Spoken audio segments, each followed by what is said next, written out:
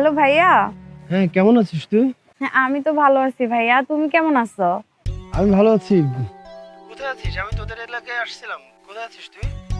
ভাইয়া আমরা না একটা রেস্টুরেন্টে খেতে আসছি, মানে এখন আমরা লাঞ্চ করছি।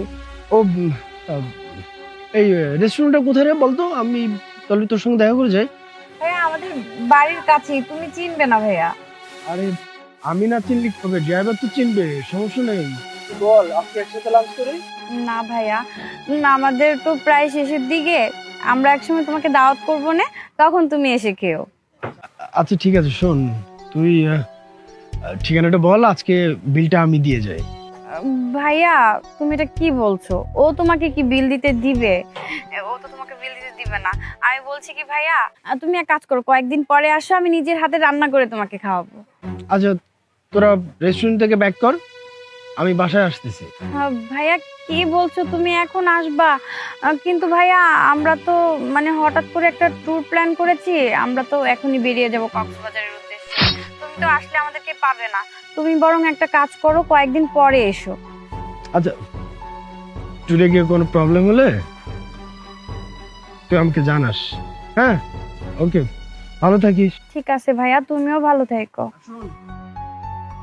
ঠিক আছে, রাখছি।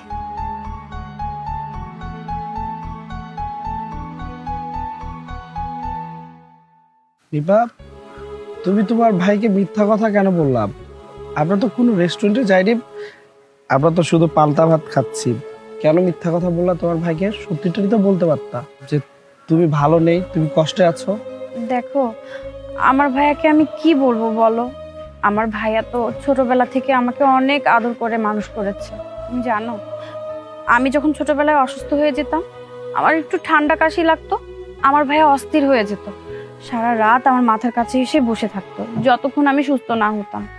আর সেই ভাইয়া যদি শোনে আমি এত কষ্ট করছি, এই পান্তা খাচ্ছি আর এইরকম একটা পরিবেশে থাকি, তাহলে তো আমার ভাইয়া মরেই যাবে। আমার বাবা আমার ভাই এটা সহ্য করতে পারবে না। এর জন্যই আমি ভাইয়ার কাছে মিথ্যা কথা বলেছি। আর আমি চাই না তুমি আমার ভাইয়ার কাছে ছোট হও। আসলে তুমি অনেক ভালো, তোমার মতো যে আমি এত ভালো একটা বউ পেয়েছি এটা আমি অনেক খুশি। কিন্তু আমি তো তোমাকে কষ্টে রেখেছি। দেখো, আবার চাকরিটা চলে গিয়েছে, চাকরিটা চলে যাওয়ার পর ঢাকা থেকে গ্রামে এসে এই যে ছোট্ট একটা বাড়িতে থাকতেছি, তোমার অনেক কষ্ট হচ্ছে আমি জানি, কিন্তু আমার কি দোষ বলো? তুমি এক কাজ করো, তুমি তোমার ভাইকে ফোন দাও, তোমার ভাইকে সত্যি বলে দাও যে তুমি অনেক কষ্টে আছো, তুমি আমার সাথে সুখে নাই, তুমি আমার সাথে থাকতে চাও না। তো ভাইকে বলো, তোমার ভাইয়া তোমাকে নিয়ে যাবে এখান থেকে এসে। আরে না, তুমি এসব কি বলছো? আমি তোমাকে ভালোবাসি, আমার কোনো কষ্ট হচ্ছে না। এই পান্তা কাঁচামরিচ পেঁয়াজ খেতে আমার কোনো কষ্ট হচ্ছে না, বিশ্বাস করো। তুমি যে আমাকে ভালোবাসো এটাতে অনেক কিছু। এখন ওই পিৎজা বার্গারের চেয়ে আমার এই পান্তাই অনেক ভালো লাগে। শোনো, আজকে না হয় আমরা পান্তা খাচ্ছি, একদিন আমার বিশ্বাস তুমি অনেক বড় কিছু করবে, আর তখন তুমি আমাকে অনেক ভালো রাখবে। তোমার ভাইও অনেক ভালো। আসলে তোমার ভাইয়ের মতো ভাই হয় না। দেখো, তোমার ভাই কিন্তু প্রত্যেক দিন তোমার খোঁজ খবর নিচ্ছে, তুমি কেমন আছো, কি করছো। কিন্তু তোমার ভাই যদি জানতো তুমি কষ্টে আছো, তাহলে হয়তো উনি ঠিক থাকতে পারতো না। আসলে এই দুনিয়াতে তোমার ভাইয়ের মতো ভাই হয় না, উনি আসলে অনেক মহান। সত্যিই বলছো, আমার ভাইটা অনেক ভালো মানুষ। আচ্ছা তুমি খাও।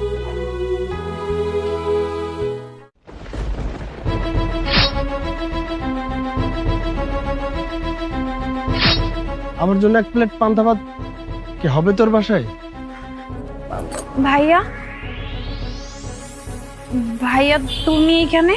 আমি অনেক আগে আসছি, এদিক দিয়ে যাচ্ছিলাম, তুই তো আর আমার খোঁজ নিস না, আমার সঙ্গে দেখাই করতে চাস না। গত একটা বছরে তো শুধু ফোনেই কথা বলিস, কখনো আমার সঙ্গে দেখা করতে চাস না, অনেকগুলো অজুহাত দেখাস। এখানে নতুন একটা প্রজেক্ট চলছে আমাদের, তাই ভাবলাম তুই না চাইলেও আমি তোর সঙ্গে দেখা করে যাই। কিন্তু তুই এতগুলো মিথ্যা কিভাবে শিখলি রে? আগে তো কখনো মিথ্যা বলতি না। ভাইয়া আমি কি বলবো বলো, আমি আবিরকে ভালোবেসে বিয়ে করে আসছি। ভাইয়া আমি এত কষ্টে আছি, পান্তা খাচ্ছি আর এই পরিবেশে থাকছি, এটা যদি তুমি জানো তাহলে তো অনেক কষ্ট পাবা। এই কারণে আমি তোমার কাছে কিছু বলিনি। আমি চাই না তুমি কষ্ট পাও, তাছাড়া আমি চাই না আমার স্বামীও তোমার কাছে ছোট হোক। ভাইয়া বিশ্বাস করো, আমি না এখানে অনেক ভালো আছি। আবির আমাকে অনেক ভালো রাখছে, ও আমাকে অনেক যত্ন করে, অনেক ভালোবাসে ভাইয়া। হ্যাঁ, সেটা তো আমি দেখতেই পাচ্ছি, তুই অনেক ভালো আছিস, অনেক ভালো ভালো রেস্টুরেন্টে খাইতেছিস, যেখানে তোর ভাইয়াকেও খাওয়ানো যায় না এমন একটা রেস্টুরেন্টে বসে খাইতেছিস। আবির, আমি তোমার সম্পর্কে সবকিছু জানি, তুমি তো আমার সঙ্গে একবার যোগাযোগ করতে পারতা। তার মানে তোর ভাইয়াকে আর তোর দরকার নেই, আর তোমার তো আমার কখনোই লাগেনি, তাই না? ভাইয়া তুমি বিশ্বাস করো, আমার বিশ্বাস আবিরের আজকে এই অবস্থা, কিন্তু সবসময় এরকম থাকবে না। ও ভালো কিছু করবে, ও আমাকে অনেক ভালো রাখবে ভাইয়া, অনেক সুখে রাখবে। ভাইয়া আসলে আমি আপনাকে লজ্জায় কিছু বলতে পারিনি।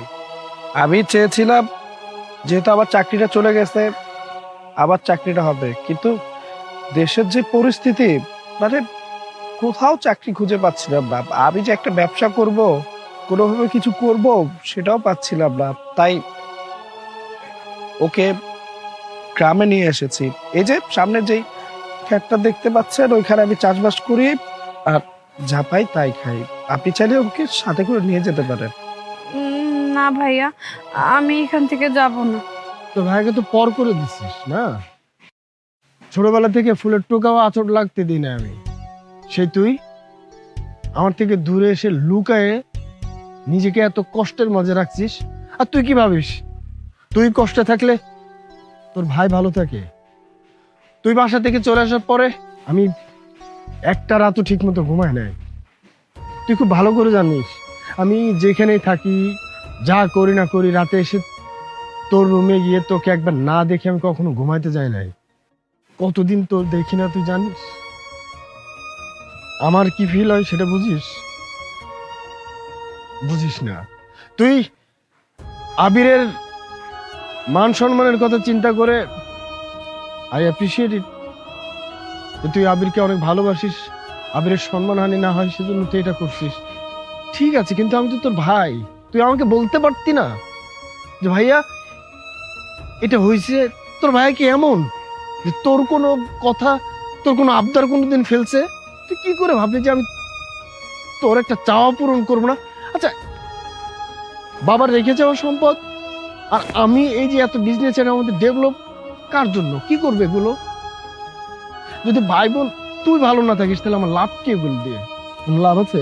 আবির আমার সন্তানের মতো করে আমি মানুষ করছি, সে ভালো না থাকলে আমি কেমনে ভালো থাকি? যাই হোক, তোমরা আমাকে পর করছো, কিন্তু আমি তোমাদেরকে পর করতে পারবো না। আবির, তুমি কালকে আমার সঙ্গে দেখা করবা। তুই তো আমাকে পর করেই দিয়েছিস, এখানে তো আর আমার থেকে লাভ নাই। আমি আসি রে, ভালো থাকিস। ভাইয়া শোনো, ভাইয়া তুমি আমার উপর রাগ করো না। আমি যা করেছি তোমাদের জন্য চিন্তা করে করেছি, তোমরা কষ্ট পাবে এর জন্য তোমাদেরকে আমি কিচ্ছু জানাইনি। ও আমাকে বারবার বলেছিল তোমাদের কাছে চলে যেতে, কিন্তু ওকে তো আমি ভালোবেসেছি, ওকে ছেড়ে কিভাবে যাই বলো? তোর এই অবস্থা দেখে কি তোর ভাই খুব ভালো আছে?